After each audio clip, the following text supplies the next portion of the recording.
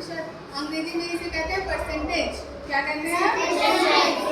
Percentage. तो इस class में हम देखेंगे कि अगर आपके पास कोई भिन्न दिया है ना, क्या दिया है? भिन्न। तो उसे हम प्रतिशत में कैसे बदलें? किसी भिन्न वाली संख्या को प्रतिशत में कैसे बदले? जैसे आप पहला प्रश्न यहाँ दिया है 1/4। क्या दिया है बच्चों? 1/4। ये किस रूप में है? भिन्न। भिन्न के रूप में। अंश बटा हर, न्यूमरेटर अपॉन डेनोमिनेटर के रूप में, है ना? पिछली क्लास में हमने पढ़ा था कि प्रतिशत कहते किसे हैं, है ना? तो हमने देखा कि 1/100, क्या बच्चों? 1/100। 1/100 को हम प्रतिशत कहते हैं, है ना? अगर 1/4 इस भिन्न को हमें प्रतिशत में बदलना है, इस भिन्न को हमें किससे बदलना है? प्रतिशत में। तो आप समझ सकते हैं कि हर में हमें क्या चाहिए? 100। हर में क्या चाहिए बच्चों? 100। तो 1/4 बराबर हम लिख सकते हैं 1/4 गुणे 100/100। अब आप सोचेंगे ये 100/100 क्यों आया, है ना? ये बताइए, क्या 100/100 को हम काट सकते हैं? ये होगा 100 एकम 100। ये भी होगा 100 एकम 100। 1/1 को हम क्या लिख सकते हैं? 1। है ना? तो अगर किसी संख्या या किसी भिन्न में 1 का गुणा करते तो हमें वही संख्या मिल जाती प्राप्त होती है ना? और हमें चाहिए था भिन्न को प्रतिशत में बदलना है, तो हर में हमें चाहिए 100। हर में क्या चाहिए? 100। इसीलिए अपना काम आसान करने के लिए अंश और हर दोनों में 100 से हमने क्या कर दिया? गुणा कर दिया। तो 1/4 गुणे 100/100।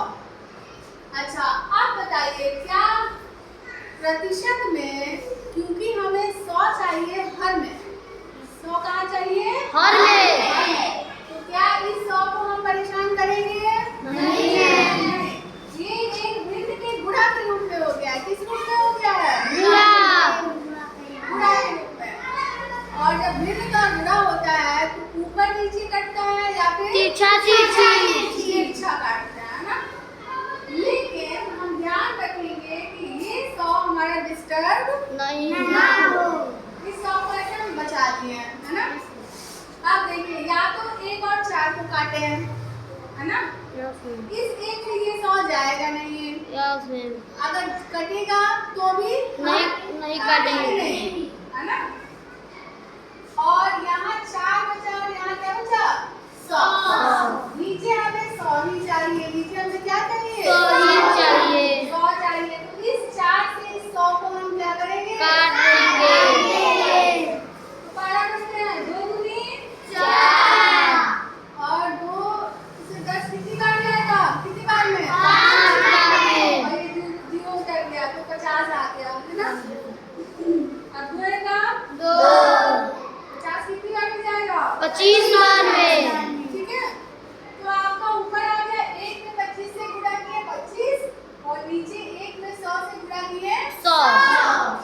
अच्छा, इससे पहले हमने अभ्यास में देखा था कि यदि कोई बॉक्स है उसमें 100 खाने बने हुए हैं और उसमें से 25 हिस्सों को हमने ले लिया, है ना?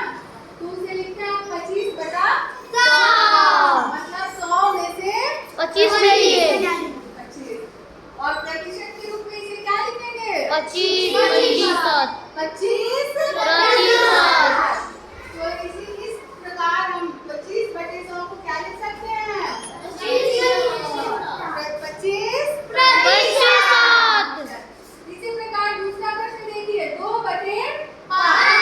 क्या दिया? 2/5। 2/5 बराबर हम क्या करेंगे? 2/5 गुणे ऊपर की 100 से गुणा और नीचे की 100 से गुणा। आगे बात समझ में?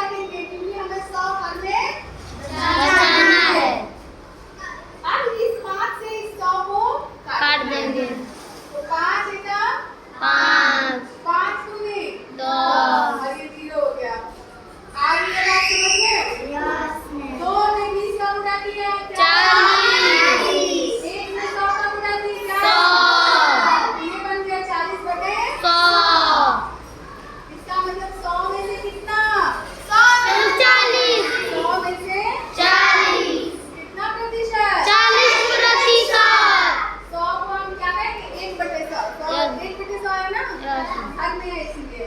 और 1/100 को क्या कहते हैं? प्रतिशत। क्या कहते हैं? प्रतिशत। कितनी बात समझ में आए? अब ध्यान दीजिए, अभी तक हमने बताया कि ऊपर जिस अंक का गुणा करेंगे उसी अंक का नीचे। कुल मिला के हमें चाहिए हर में 100। हर में क्या चाहिए? 100। जैसे आपके पास एक प्रश्न दिया था 2/5, है ना? तो एक तो हमने देखा कि डायरेक्ट हम नीचे भी 100 लिख देते हैं, ऊपर भी 100 लिख देते हैं। दूसरा तरीका ये हो सकता है कि आप नीचे 20 का गुणा कर दीजिए। नीचे किसका गुणा कर दीजिए? 20 का। इसलिए क्योंकि 20 बचे क्या होता है? 100। आई बात समझ में? और यदि नीचे 20 का गुणा होगा तो ऊपर भी 20 का गुणा। 20 का गुणा होगा, क्योंकि जिस अंक से हम अंश में गुणा करेंगे उसी अंक से हर में गुणा करेंगे। या जिस अंक से हर में गुणा करेंगे उसी अंक से अंश में, ताकि हमारा भिन्न वही रहे। आ रही है बात समझ में? आप बताइए क्या 5 और 20 को काटेंगे? नहीं काटेंगे, क्योंकि हमें 20 बचे 100 मिल रहा है ना? तो ऊपर बच गया 2 और 20। 2 और 20। इसका डायरेक्ट क्या करते हैं? गुणा करते हैं। 20 गुने 40 और 20 बचे 100। क्या ये तरीका भी समझ में आया आप लोगों को? 40/100 को क्या लिख सकते हैं? 40%। 40%। और यहाँ देखिए कुछ प्रश्न दिए हुए हैं, इन प्रश्नों को भी आप करने की कोशिश करेंगे। आगे बात समझ में दिख रहा है? ये जैसे आपके पास एक प्रश्न दिया है 3/10, है ना? क्या दिया है? 3/10। अब ये बताइए क्या 3/10 अगर दिया हुआ है, हमें हर में कितना चाहिए बच्चों? 100। तो यदि हम हर में 10 का और अंश में भी 10 का गुणा कर दें तो नीचे 10 दहाइयाँ 100। 10 दहाई 100 होता है। तो आपको हर में 100 मिल गया ना? और अंश कितना हो जाएगा? 3 दहाइयाँ 30। तो 30/100। 100 में से कितना? 30। कितना प्रतिशत? 30%। आई बात समझ में? इसी प्रकार आप ये सवाल करेंगे। तो हमने देखा भिन्न को प्रतिशत में बदले। नेक्स्ट क्लास में हम देखेंगे कि यदि आपके पास कोई प्रतिशत दिया हुआ है तो उसे भिन्न में कैसे बदलते हैं, है ना? अगर कोई ऐसी प्रतिशत, अगर हमें प्रतिशत के रूप में कोई संख्या ऐसी दी हुई है तो उसे हम भिन्न में कैसे बदलें?